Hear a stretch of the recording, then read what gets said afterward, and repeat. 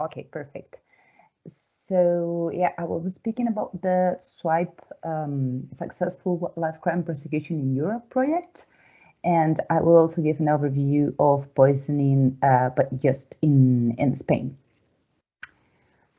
So the project is led by WWF Bulgaria, and we're working together with the State Attorney's Office of the Republic of Croatia and the UCDO Academy in Croatia together with Fauna and Flora International, Traffic, and 9 WWF offices. And we're working, and you can see here the geographical scope of the project. This is a 3-year project, and it will end by August 2023. And the aim of the project is to discourage and ultimately reduce wildlife crime by improving compliance with the EU environmental law by capacity building and training. An overview of the activities. We will be collecting data on wildlife crime through a participatory process. We will also analyze and publish all those data in national reports. Those will be published by the end of this year, and the European report, which will be published by March 2022. We will also organize a European conference by May 2022. We also work, as I said before, in capacity building and training. We have also developed an expert portal. The domain is stopwildlifecrime.eu, in which works as a sort of one-stop shop with all information about wildlife crime, not only about poisoning, but also other types of wildlife crimes. We're also working on informing relevant policies. We also have some pilot cases, and for example, this poison sentinel, which is the one we have in Spain, in which we have GPS tagged some birds. And we also have this awareness raising campaign that you can see on the left, that has been shared with the hashtag Stop Wildlife Crime. As I said, the reports will be published by the end of this year, and the European report in next year. So I will be mainly speaking about poisoning in Spain, with the figures from the 2020 report of the poisoning in Spain, the evolution of poisoning in wildlife from 1992 to 2017. This report was published together with the CEO of BirdLife, with David de la Bodega, who will be speaking later on too, and WWF Spain. So in this report, we found 9,700 cases, more than 21,000 detected poisoned animals, which is only the top of the iceberg, as we estimate there are 200,000 estimated animals. And those led to 200 convictions. We found mainly birds of prey, and domestic animals poisoned, along with other species that you can see. This shows the importance of raptors and domestic dogs to detect the presence of poison in natural areas. The motivations behind those episodes of poisoning were illegal predator control through poison baits in hunting management, stock breeding, agriculture, beekeeping, and also pigeon keeping.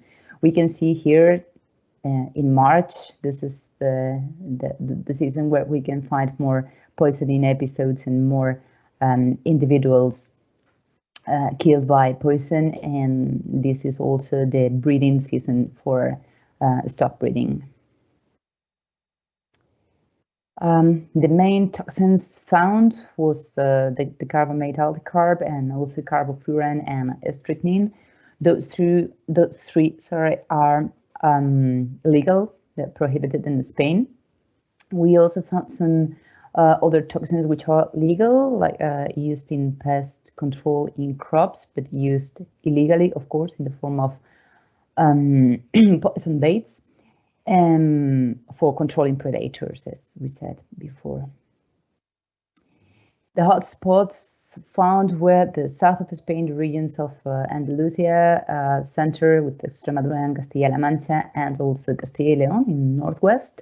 But it's important to point out that the high number of cases found in Andalusia also refer to the high effort towards detection in that region. But it's important to mention that in Castilla y León, we found also many cases, but the effort to detect them was much lower. So that means that the real hotspot is not the south of Spain, but rather the center and northwest.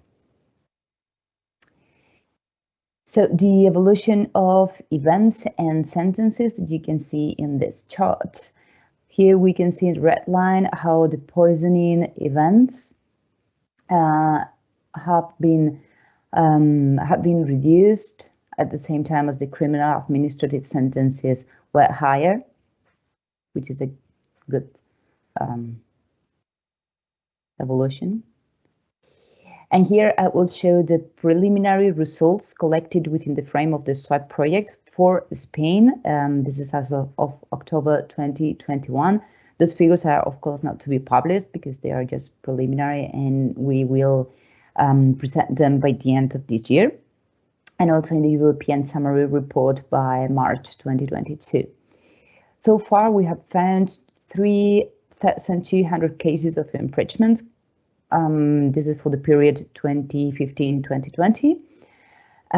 This corresponds to shooting, poisoning, and illegal killing and catching, snares and other devices, so not only for poisoning. So far, we have found 350 sentences, mainly related to poisoning, but it's also important to highlight that we are missing information from the two biggest regions, Andalusia and Castilla y León. Both are pending, and also, as I said, Castilla y León is the one with most cases of poisoning. As example of sentences, we just wanted to mention this one. This happened in Cáceres in Extremadura, and 2 farmers were convicted for poisoning 2 red kites between February and March 2017.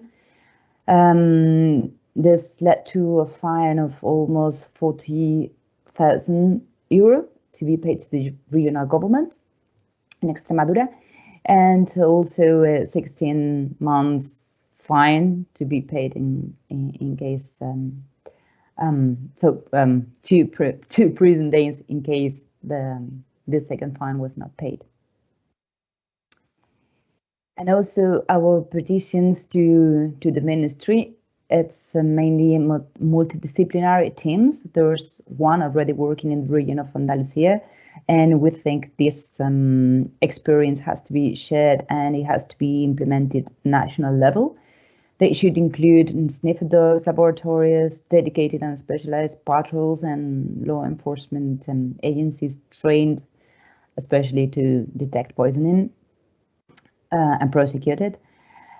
We need better coordination among the different competent bodies and along the whole enforcement chain. We also need higher penalties because of its deterrent effect, but also to make prosecution easier. And we need to work on wildlife crime, on human-wildlife conflicts, excuse me, related to predators.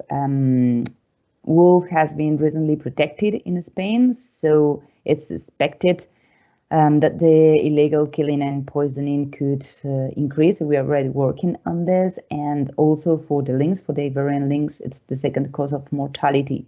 So we also need to work on those social aspects. And well, this is all for the moment. As I said, more information will be presented by the end of this year. So if you have questions, you can just take a look at the website, stopwildlifecrime.eu, or contact myself or the project directly. Thank you very much.